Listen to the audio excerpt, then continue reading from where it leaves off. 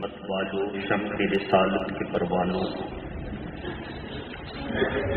غوث و خواجہ وردا کے دل والوں، السلام علیکم ورحمۃ اللہ وبرکاتہ۔ الحمد للہ نحمده ونستعینه ونستغفره ونؤمن به ونتوکل علیہ ونعوذ باللہ من شرور انفسنا ومن سیئات اعمالنا، من یهده اللہ فلا مضل له ومن يضلله فلا هادي له، ونشهد أن لا إله إلا الله وحده لا شريك له،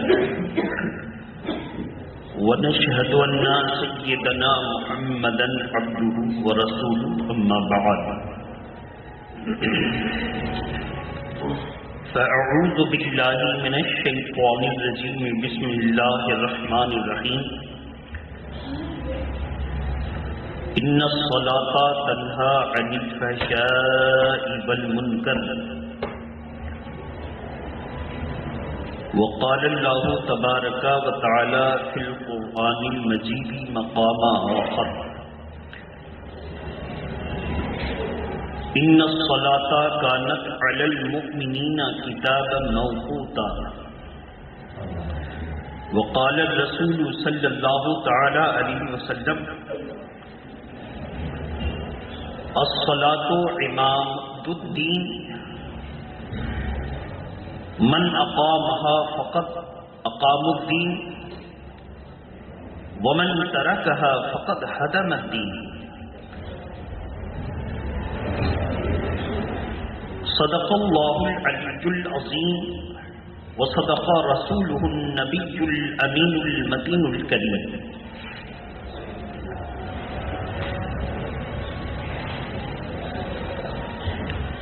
ہمارے دین کی حقانیت کے یہ دونوں شاہد ہیں، ہمارے دین کی حقانیت کے یہ دونوں شاہد ہیں، معین الدین اجمیری و محی الدین جیلانی۔ عزیزان ملت اسلامیہ، آج رجب المرجب 1443 ہجری کی 30 تاریخ ہے۔ آج سے ٹھیک 3 روز بعد رجب المرجب کی 6 تاریخ ہوتی، جس میں عالم اسلام کی ایک عظیم جماعت مذہب مہذب اہل سنت والجماعت سرکار غریب نواز رضی اللہ تعالی عنہ کی عرس کے موقع پر اپنے اپنے طور پر یاد مناتے نظر آئیں گے۔ ہمارے یہاں افراط و تفریط کے عالم سے ہماری قوم دوچار ہے۔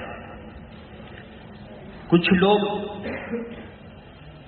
عرس کا بائیکاٹ کرتے ہیں تو اس حد تک گر جاتے ہیں کہ عرس ہی کو شرک اور بدعت قرار دے دیتے ہیں، اور کچھ لوگ عرس کی حمایت کرتے ہیں تو اس حد تک بڑھ جاتے ہیں کہ عرس کی تقریبات کی وجہ سے وہ نماز تک کا خیال نہیں رکھتے۔ ان میں تو اکثریت ان کی ہے جن کو نماز پڑھنا ہی نہیں ہے، اور قلیل وہ لوگ ہیں جو پڑھتے بھی ہیں تو عرس کی وجہ سے وہ نماز چھوڑ دیتے ہیں۔ بھیڑ بھاڑ ہے، مہمانوں کی آمد ہے، انتظام اور نگرانی کے امور کی ذمہ داری ہے۔ ان سے سوال ہے کہ جس بزرگ کا آپ عرس منا رہے ہیں،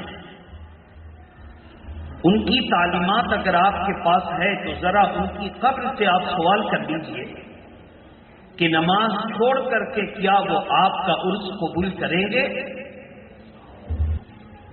تو ہمارے یہاں 2 طرح کے لوگ ہیں، شریعت کے راستے سے ہٹ کر دونوں زندگی گزار رہے ہیں، اور ایک تو اس حد تک بڑھ گیا ہے کہ وہ عرس کی آڑ میں مسلمات اہل سنت کا انکار کر کے اسلام کا کلمہ پڑھ کر اسلام کا باغی بنا بیٹھا ہے. اور دوسرا، اس حد تک محبت میں غلو اور بڑھتا نظر آ رہا ہے کہ وہ اللہ کے فرائض کو بھول کر کے اپنے پیر اور صاحب عرس ہی کو نجات کا ذریعہ سمجھ بیٹھا ہے. دونوں غلط ہیں. سرکار غریب نواز کے فیض سے امیدوار ہوتے ہوئے میں نے نماز کا جو موضوع اٹھایا ہے اسی پر ہم کو گفتگو کرنی ہے. اگر ہم سرکار غریب نواز کا ذکر نہ بھی کریں تو سرکار غریب نواز کے عرس پر کوئی خلل پڑنے والا نہیں. نماز چھوٹے تو چھوٹ جائے، بس کا سفر ہوگا، پکنک کی صورت ہوگی، ہوٹل میں بس ٹھہرے گی، پیشاب پخانہ غسل کھانا پینا چائے سب ہوگا، مگر نماز نہیں ہوگی. یہ ہے ہمارے ہاں زائرین کے بس کی کیفیت. بس رکے گی، سب ضرورت پوری ہوگی، مگر نماز کا اہتمام نہیں ہوگا. یہ ہے عرس والوں کا حال. تو جائیے مزار شریف پر اور پوچھ لیجئے کہ سرکار ہم تو نماز چھوڑ کر آئے ہیں، آپ میرا آنا قبول کریں گے نا؟ درود شریف پڑھیے. اللہم صلی علی سیدنا شفینا حبیبنا مولانا محمد وعلی آلہ واصحابہ وبارک وسلم صلاۃ و سلام علیک یا رسول اللہ صلی اللہ تعالی علیہ وسلم. میں نے گزشتہ کئی جمعوں میں آپ کو بتایا نماز فرض ہونے کے لیے کچھ باتوں کی ضرورت ہے. مسلمان ہونا، عاقل ہونا، بالغ ہونا اور نماز کا وقت ہونا. جیسے یہ چار باتیں پائی گئیں، آپ بحیثیت مسلمان، عاقل، بالغ اور وقت بھی موجود، آپ پر نماز فرض ہو گئی. جب آپ پر نماز فرض ہو گئی تو ہر کام کاج آپ پر حرام ہو گیا. سارے کام. اب وقت پر نماز بھی پڑھنا ضروری، یہاں تک کہ اس وقتوں کو رخصت ہے جب تک نماز کا وقت تنگ نہ ہو جائے، اور نماز کا وقت قریب ہو گیا تو آپ کی خرید و فروخت اور تجارت کی برکت ختم ہو گئی نماز چھوڑنے کی نحوست کی وجہ سے. اس کو ذہن میں رکھیں. اب جب نماز پڑھنے کے لیے چلے تو اس کے لیے آپ کو 6 شرائط کا پائے جانا ضروری. طہارت، ستر عورت، وقت، استقبال قبلہ، نیت اور تکبیر تحریمہ. شرائط آپ کے اندر پائے گئے، بدن بھی پاک، کپڑا بھی پاک، زمین بھی پاک، بدن پر لباس بھی صحیح، وقت بھی نماز کا، نیت بھی آپ نے کر دیا اور استقبال قبلہ بھی آپ نے کر دیا. آپ نے اللہ اکبر کے ساتھ نماز شروع کر دی. 6 شرائط پائے گئے، آپ کی نماز شروع ہو گئی. اس کے بعد 7 شرائط اتصال کی وجہ سے، کیونکہ نماز سے اس کو بہت زیادہ قربت ہے، اس وجہ سے تکبیر تحریمہ کا شرائط نماز میں بھی ذکر ہے اور فرائض نماز میں بھی ذکر ہے. اگر بعض کتابوں میں فرائض نماز میں تکبیر تحریمہ کو چھوڑ کے قیام سے شروع کیا گیا ہے تو اس پر کوئی اعتراض نہیں ہے. شرائط نماز کے بعد فرائض نماز پھر سے ذہن نشی کرنے، نماز صحیح ہونے کے لیے، نماز کا فرض ادا ہونے کے لیے 7 فرائض ہیں. کتنے؟ 7. تکبیر تحریمہ، قیام، بیٹھ کر بغیر مجبوری کے نماز نہیں ہو سکتی، مجبوری ہے تو اللہ معاف کرتا ہے.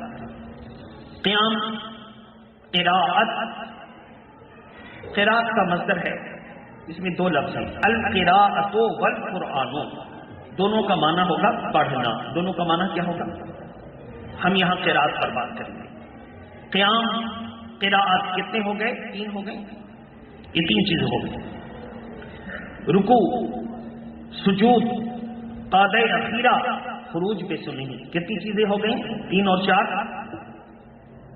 تفصیل میں نے بتا دیا تھا، حاجت نہیں، صرف ذہن نشی کرانا. 7 فرائض ہو گئے. واجبات کتنے ہیں؟ کم و بیش 30. کتنے ہیں؟ بعض کتابوں میں اس کو مختصر کر کے بات سب وہی ہے، لیکن تفصیل نہیں ہے، تو اس کو کتنا دیا گیا؟ 18. کتنا دیا گیا؟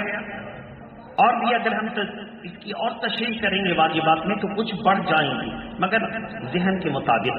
درود شریف پڑھیں. اللہم صلی علی سیدنا سیدنا حبیبنا مولانا محمد وآلہ واصحابہ وبارک وسلم. صلاۃ و سلام علیک یا رسول اللہ صلی اللہ علیہ وسلم.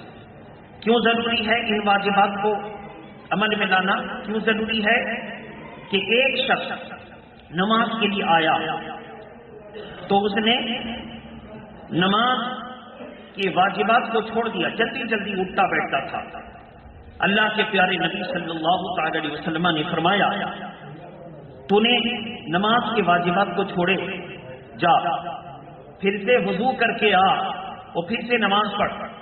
پھر سے یا رسول اللہ صلی اللہ تعالی علیہ وسلم، آپ ہی کا ارشاد ہے کہ نافذ وضو واجبات کو چھوڑنا نہیں. نافذ وضو کچھ اور ہے، بدن سے ناپاک چیز کا نکل جانا، ریا، پیشاب، پخانہ، پیپ، ودی، مزی، منی، خون، کیڑا، پتھری، ناپاک چیز کا نکل جانا، نجاست کا ظاہر ہو جانا وضو کو توڑ دیتا ہے. یا رسول اللہ، اس میں یہ تو نہیں ہے کہ جو نماز میں تعدیل ارکان نہ کرے اس کا وضو ٹوٹ گیا. اے میرے آقا، آپ نے یہ حکم دیا. اللہ کے پیارے نبی کے حکم میں ہزارہا حکمتیں موجود ہیں، کیونکہ قانون ہے فعل الحکیم حکیم لا یخلو عن الحکمہ. حکیم کا کوئی کام حکمت سے خالی نہیں ہوتا. تو دنیا کے سب سے بڑے حکیم، عجیب دنیا کے بڑے حکیم کا عالم یہ کہ دنیا کے حکیم اجزائے ترکیبی پر غور کرتے ہیں کہ اس دوا کا فارمولہ کیا ہے، انگریڈینٹ کیا ہیں، اس کے اندر کون کون سی جڑی بوٹیاں پڑی ہیں اور ہر جڑی بوٹی کا فائدہ کیا ہے. دنیا کے طبیب جڑی بوٹی کے فائدے پر نظر رکھتے ہیں، مگر ہمارا طبیب مدینے میں وہ ہے جو مٹی اٹھا کر دیتے، جس مرض کے لیے شفا چاہو حاصل کر. حاصل کلام کہ دنیا کے طبیب کی نظر فائدے پر رہتی ہے، اور ہمارے طبیب کا عالم یہ ہے جس کو چھو دے وہ فائدہ دینے لگتی ہے، جس کو چھو دے وہ چیز فائدہ دینے لگتی ہے. ہمارے طبیب کا یہ عالم ہے. اسی طبیب حاضر نے کہا کہ تم اگر صحت مند رہنا چاہتے ہو، تم اگر جنتی بننا چاہتے ہو، تم اگر اللہ اور اس کے رسول کی رضا خوشنودی حاصل کرنا چاہتے ہو تو تم دن بھر میں 5 وقت کی نماز ادا کرنا. اسی طبیب حاضر نے کہا 5 وقت کی نماز ادا کرنا. اور نماز ادا کرنے چلے تو فرض ادا کر دیا، شرائط ادا کر دیے، لیکن واجب چھوٹ گئے. جاؤ نماز تم پھر پڑھو گے، آ کر پہلے وضو کر لو. حکمت یہ تھی اس کو متنبہ کرنا تھا کہ واجب کو چھوڑنا گناہ ہے. زور سے بولیے، واجب کو چھوڑنا گناہ ہے، اور اتنا بڑا گناہ. اور اس گناہ کے لیے جو علاج ہے وہ کیا ہے؟ اس کا علاج یہ ہے کہ تم کو متنبہ کیا جاتا ہے کہ جب یہ بڑا گناہ ہے تو ہر گناہ کرنے کے بعد وضو کر لو. کیا کر لو؟ کہ وضو سے گناہ جھڑتے ہیں، وضو سے گناہ جھڑتے ہیں. اور پھر توبہ کر کے آ کے جب تم وضو کرو گے تو کوشش کرو گے یار میں نے تو گناہ کیا، اب سچے دل سے توبہ کر دیا، دوبارہ وہ گناہ نہیں دہراؤں گا. دوبارہ وہ گناہ، تو وضو میں یہ حکمت تھی کہ دوبارہ وہ گناہ نہیں دہرانا ہے. اب اس کی اصلاح کر لو، پھر سے نماز پڑھو۔ جو غلطیاں ہوئی تھی وہ وضو کی برکت سے اس کے گناہ دھل گئے، اس کے گناہ دھل گئے۔ بہرحال اس کے بعد اس سے پتا چلا کہ واجبات کو چھوڑنے کا وبال کتنا ہے۔ اللہ کے پیارے نبی صلی اللہ تعالی وسلم نے فرمایا ایک رکعت میں کتنے واجبات ہیں وہ میں نے آپ کو بتایا۔ دوسری رکعت، جیسے ہی دوسری رکعت شروع کریں گے ہم ساتھ میں سنتوں کا ذکر بھی کرتے چلیں، چونکہ وقت ملے گا نہیں اور رمضان شریف جو ہے کی آمد ہے۔ مشکل سے میرے پاس جو ہے 4 ہفتے بچے ہیں آج کا لے کر، اور اگر ایک آدھ مل گیا تو 5 ہو گئے، اور پھر اس کے بعد ہمارے پاس 4 ہفتے بچیں گے رجب اور شعبان کے۔ اسی میں ہم کو سمیٹ لینا ہے تاکہ ہم لوگ آج ہی سے اور ابھی سے اپنے اوپر فرض کی ذمہ داریوں کو محسوس کر کے آج کا کام اصل تک بھی نہیں ٹال سکتے، شروع کر دیں گے۔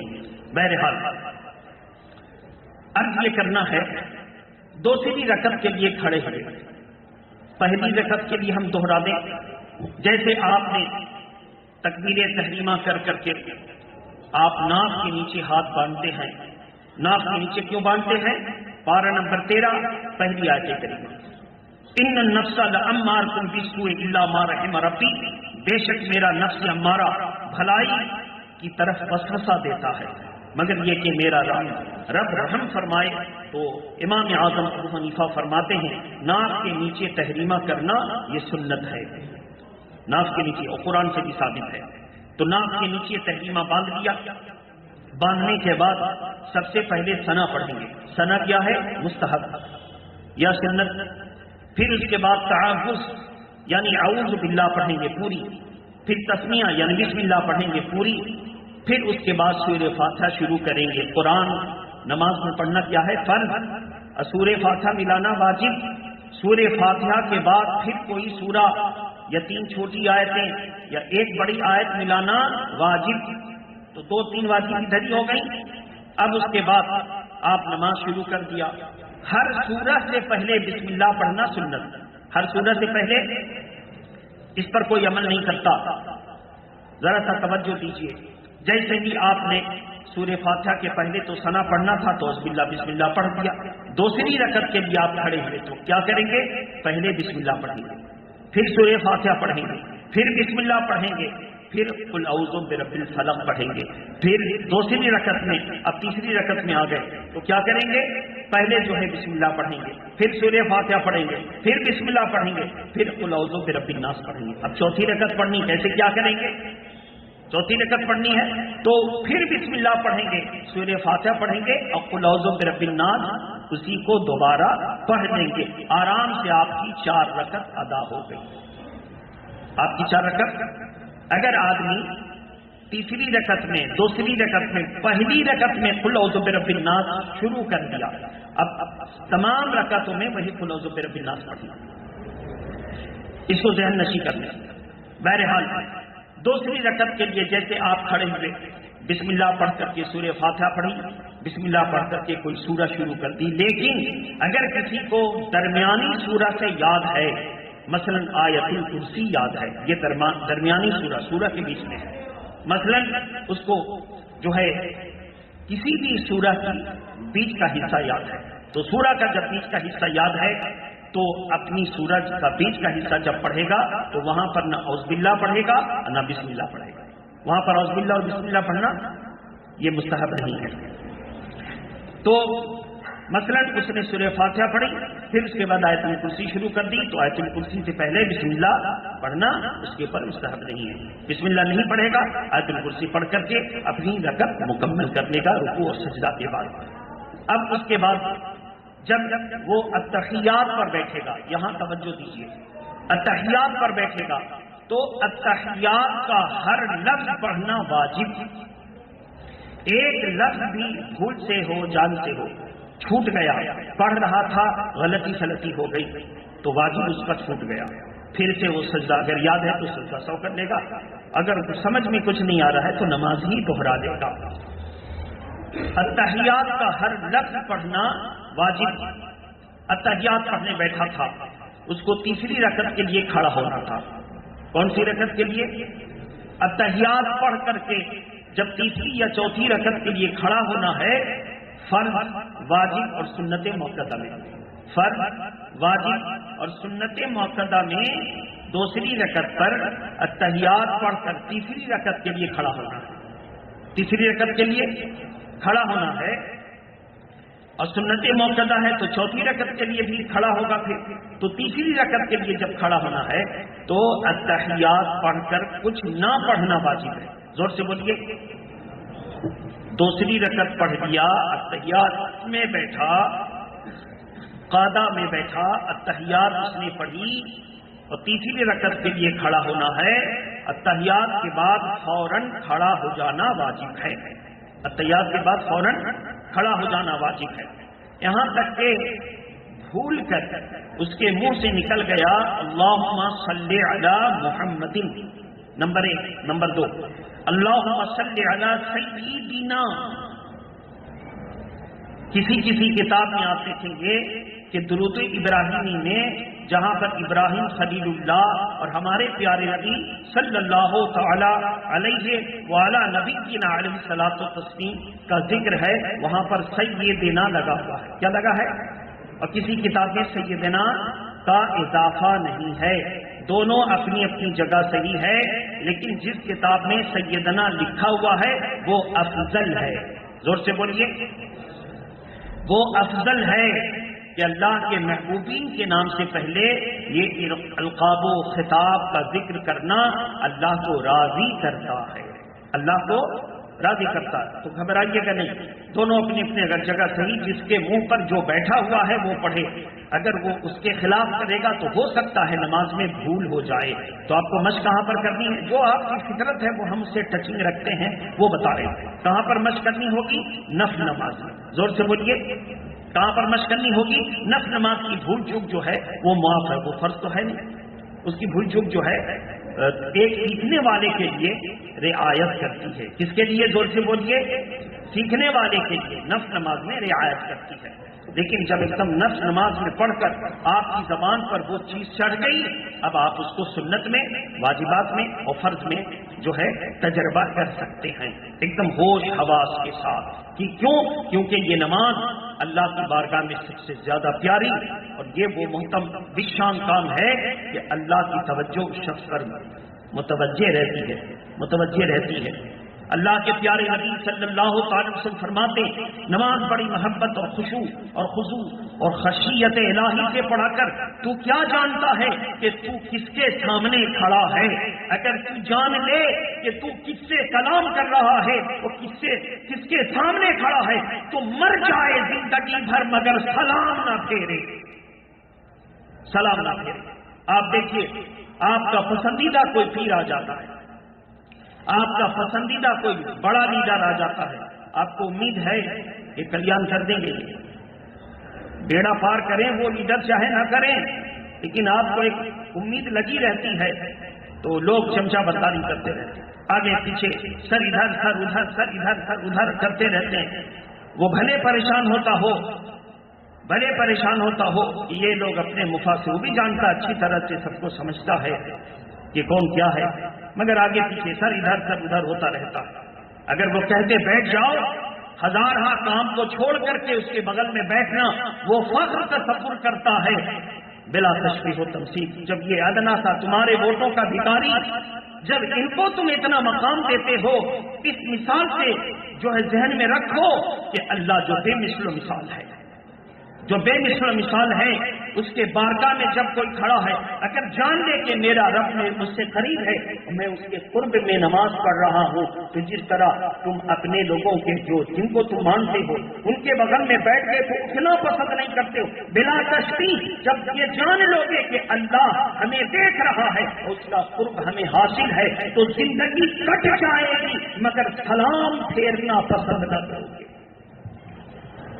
یہ نماز میں گزر جائے، یہ لمحہ نماز میں گزر جائے تو ایک آدمی کو ایسے سلام پھیرنا ہے، مگر پھر بھی ہمارے پیارے آقا نے ہم لوگوں پر کرم فرمایا کہ میری امت کو کھانے کی بھی حاجت ہے، کمانے کی بھی حاجت ہے، کچھ انسان کی جسمانی ضرورت پیشاب پخانا بھی ہے.